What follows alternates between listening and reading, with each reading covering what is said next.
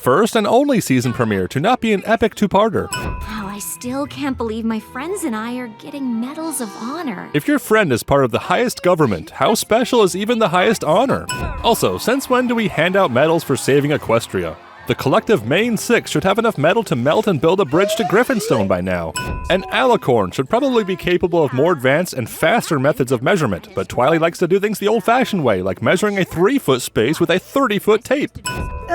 So what are you wearing? Same as you. Nothing at all. Twilight took almost a whole minute to complete a task which takes mere seconds tops. She must have had to take a break to read some books about tape measure procedure and unit conversion from feet to hands. No, don't look! Because there was a spider there, but it's gone now. So, Great, Spike. Now when the castle gets burned down, we can blame it on you for lying about a spider. The theme was updated to make Starlight actually look happy to be here now. Suppose it's time to move on to more pressing issues in the opening theme, like this celestial eye glitch.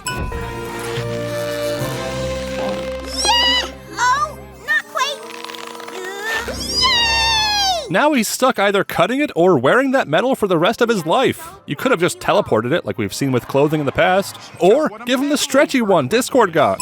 No one's ever stood up to Chrysalis like that. You know, except for the last time someone did. I've planned enough friendship lessons to cover the next 3 years. I would plan more, but we all stop existing anyway after 9 seasons. Derpy isn't in this episode. The name change wasn't enough. Hasbro completely replaced her with muffins. Let's get the seasonal turbo nitpick sin out of the way with this eyelash animation error. Celestia's wing disappears. It also looks like her cutie mark traveled up to her shoulder. When I was your student and you were in this place, Oh no, you sent me to Ponyville, which means it's time for me to send Starlight Glimmer away! This is about the most surface-level conclusion Twilight could have possibly drawn. Twilight was sent away to make friends, not due to some unwritten rule about forcing the plot to happen. Ominous floating asterisk has Twilight concerned about whatever terms and conditions the map may have tricked her into agreeing to. Oh boy. Oh boy! Oh, Colt. Twilight Sparkle invents the metaverse, the episode. I want to have honeysuckle nectar for lunch. I would like a sandwich! How do you feel about honeysuckle and peanut butter sandwiches? Compromise! If the solution is to combine the two foods, and therefore both foods were an option to begin with, what was the problem again? This is Twilight's Fantasy Spike. There is no wrong way to fantasize. There is no wrong way to fantasize, unless you're using it to carry out your thinly veiled changeling racism fantasy. Twilight forgoes a traditional list of pros and cons and imagines far-fetched best case and worst case alone, probably because a more nuanced thought process would resolve the episode in just a couple minutes. Send her off to Celestia knows where without thinking it through! I was not aware that I was an expression, an appropriate one, for even I don't know the answer. How is that an appropriate expression if Celestia doesn't actually know where? Starlight! that doesn't sound anything like Ember or Starlight. Who knows what their dynamic would be, Spike? Twilight has only the best justifications for her far-flung fanfiction. Twinkle Star! It's Starlight Glimmer. Star, Light Star? Happens to the best of us, Garble. At least you didn't get it wrong for a whole season. What are we diving into? Lava! Twilight sees Starlight as a complete fool who doesn't know what lava is.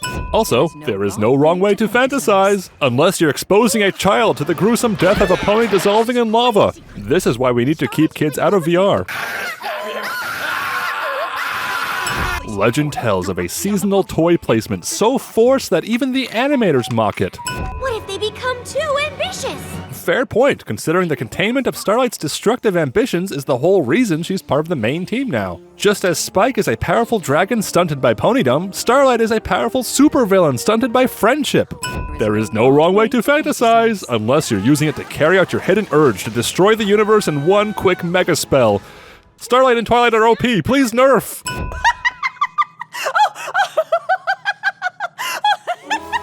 Are you laughing at me? No, Twilight, this isn't stifled laughter directed at another. It's the laughter of some pony who just snapped at the realization there's a commercial break about to occur, and they're no more than a product themselves. Equestrian lore keepers, take note. It is canon. Sunshine plus lollipop plus rainbows equals 2. Celestia makes an appearance in Ponyville before Season 1, and no pony notices or cares. In backwards order, she's an average leader, occasionally recognized in public. Then was a revered goddess. Then she was completely invisible, apparently. Or what if she gets pulled into Tartarus? You know, randomly being pulled into pony hell. Happens all the time in Ponyville. Flashbacks are always charming when we are reminded of the time Twilight wasn't an alicorn. Here, she didn't even have her horn yet. That letting someone spread their wings. Alicorn Starlight confirmed. Twilight returns to the party, but almost forgot to disable her invisibility spell. She also steals some pony's glass and chucks it behind the stage.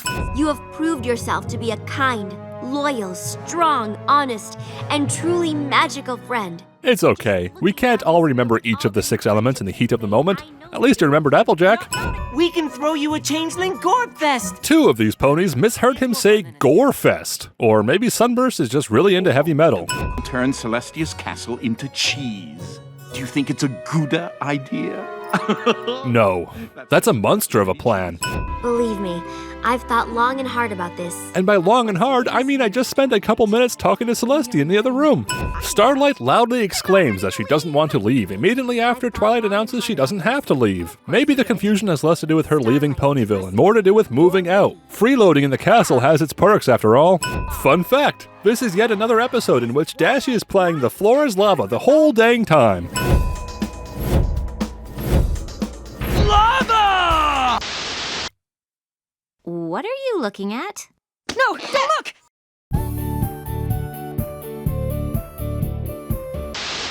Which means it's time for me to send Starlight Glimmer away!